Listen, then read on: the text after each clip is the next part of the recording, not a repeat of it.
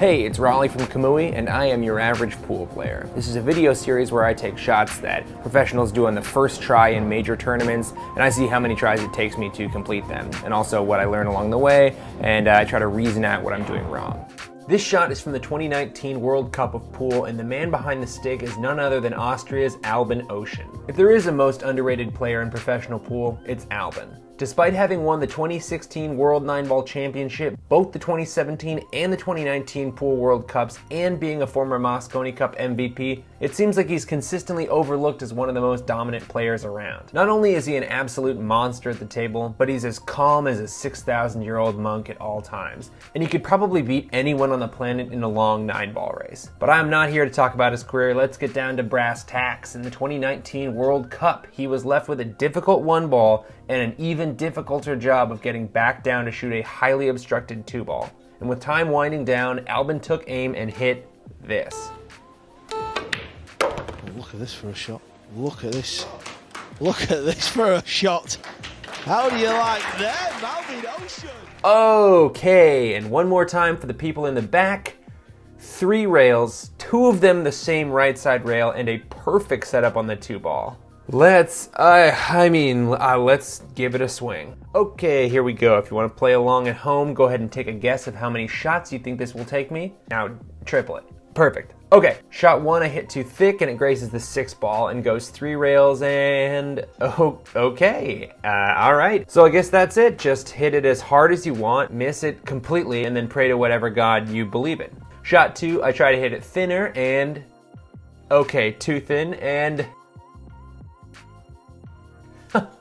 okay, I think I need to go to a casino immediately. For shot 3, I split the difference and actually make it correctly, but I didn't put any of that top spin or side spin on it, so the ball just bounces down table to the left. Now when Albin's shot, it hits the side rail, the top rail, and back to the side rail, which means it's gotta have a ton of right spin. Shot 4, I make sure to put a lot of top right, and okay, that was closer. The top seems to be helping it kind of skip up the rail, and the right is counteracting the natural path off the top rail. So my thought now is that in order to make sure the right spin doesn't have to do too much heavy lifting, I need to come into that top rail at a shallower angle. So I'll hit the 1-ball a little thinner, cheat the pocket, and for shots 5 and 6, I get basically the exact same shot.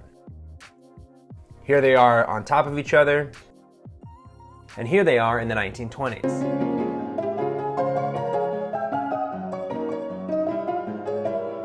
For 7, I missed the 1-ball, but the cue ball looks kind of right. I just need to hit it harder. Shot 8, I add a little more right, and the cue ball comes straight into the 3-ball, but it looks vaguely promising. And then I proceed to whiff the next 4 shots in a row in the exact same way. So I needed to go back to focusing on the actual shot, and I'm back to square 1. Make that square 0. Whoa, actually, make that square 2. And at this point, I think I've made it on accident more than I've made it for real. But don't despair, because shot 15 is progress. I load it up on topspin, and I add more right spin than usual and bring the cue ball down table and actually end up with some kind of shot on the 2. By the way, I don't expect you to remember what kind of stick I normally use, but I just got a carbon fiber shaft from a company called Go Customs in the Netherlands, and oh boy do I love it. I know it may not be obvious after watching me whiff like a bunch of shots in a row, but I'm actually hitting way more shots than I normally do with this new stick. I've also been running drills, so I'm sure that helps, but I am truly digging this new cue. Okay, back to shot 16. I try even more right spin, and even though I hit the top rail almost a full diamond out, the right spin is enough to pull the cue ball all the way back to the right rail and leaves another decent shot on the 2-ball. So I guess I pretty much got the, nope.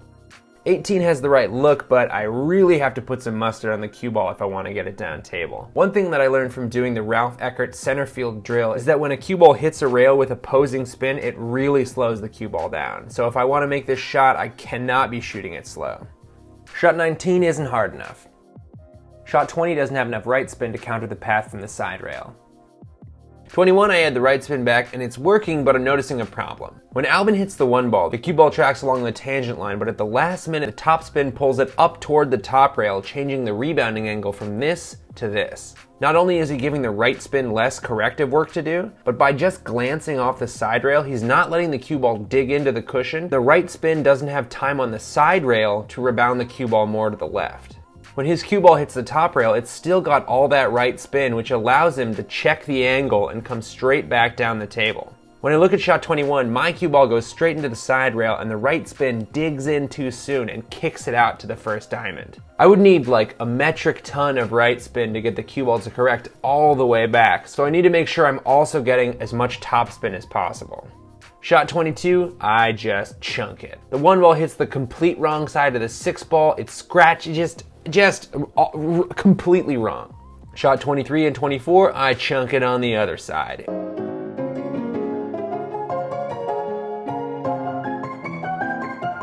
But shot 25, I feel like I hit the ball really cleanly with top and right, and even though it lines up nicely, that's just not the shot that Albin pulled off. So I went back to the computer and double checked that I had everything right, and in a real shocker to nobody, I kind of didn't set it up perfectly. But the biggest mistake I made was placing the critical 1 ball just a hair too far to the right. It doesn't seem like that much, but the farther over to the left the 1 ball is, the thinner the angle the cue ball gets to take after hitting it. That means it's already traveling into the side rail at a shallower angle, which we know is critical. As if to prove that point on shot 26, I hit the 1 ball too thick and my topspin just rips the cue ball straight into the corner pocket. Same with shot 27. Well, it's clear now with the adjusted position that I don't need to use quite as much topspin as I did with the incorrect setup. Shot 28, I just hit the ball with no topspin and all right spin to see what happens, and I get the same kind of reaction I did with a decent amount of topspin. Shot 29, everything is working together as a team to completely f*** me for a forget to chalk. I have no idea what happened on shot 30. But shot 31 is actually kind of okay. It's got the right look, but when the cue ball moves so far left on the top rail, it just doesn't have enough juice to come back down. Shot 32 has the same problem, but with even less right spin, the cue ball doesn't come back to the side rail until the center pocket and gets caught on the point. That actually gives me an idea. Maybe someday I'll try this with the Efren point shot, but right now I'm 32 misses deep into this one and I'm not even close, so let's just keep going. Shot 33 goes right into the corner. Shot 34 looks like the perfect line, but I hit it with basically zero mustard. Albin is very much on the supply side of the mustard, and that's just where I need to be for this thing. 35, god damn it. 36, okay, and okay. 37, no. 38, no. 39, okay, that's getting there. Shot 40, it's got the right speed, and okay, it hits the wrong ball, but it sets up pretty nicely on that 2 ball, so I'm kind of making progress. 41, right line, not hard enough. 42, okay. Kind of look like 40, but you know, making progress. 43 and 44, both completely blow it, but it's kind of in the same way, which I've done a lot of times for some reason, so I guess that's consistent. 45, not enough right spin. 46, same thing. 47 actually has too much topspin and right spin and catches the very generous point of the pocket, sending it offline. 48 takes a little hop off the 1 ball, which in this case is bad because it doesn't allow that topspin to move it up table, and it makes it hit way too high on the side rail. That might have been caused by me kind of hitting down on the ball and causing it to skip a little bit. Shot 49 has the perfect amount of topspin, but not enough right, so it doesn't do that backy forthy thing that I'm really looking for right about now. Okay, shot 50, this is my baby. And I'm a terrible father. Shot 51, I'm just really gonna let her rip to the pocket, and nope. Shot 52 is my other baby, but this time I really remembered all my mistakes. I'm hitting hard through the ball with lots of topspin to reduce the angle. I'm giving it space and yet boundaries. I'm a good parent, and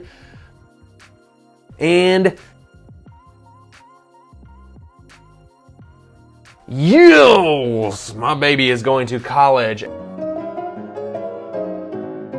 In conclusion, it took me 52 tries to do a much worse version of what Albin Ouschan did on his first attempt.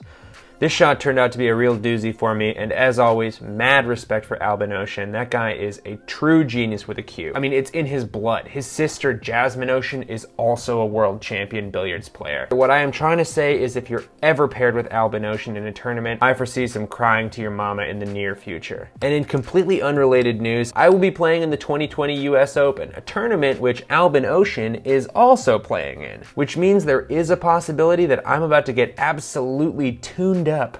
I'll have my mom on speed dial. That's it. Thank you so much for watching, and thanks to Society Billiards for letting me film in their wonderful pool hall. If you have any comments or critiques or criticisms, or you want me to try a shot, go ahead and leave them below, and like and subscribe or whatever. I'm not your parents. Okay, bye-bye.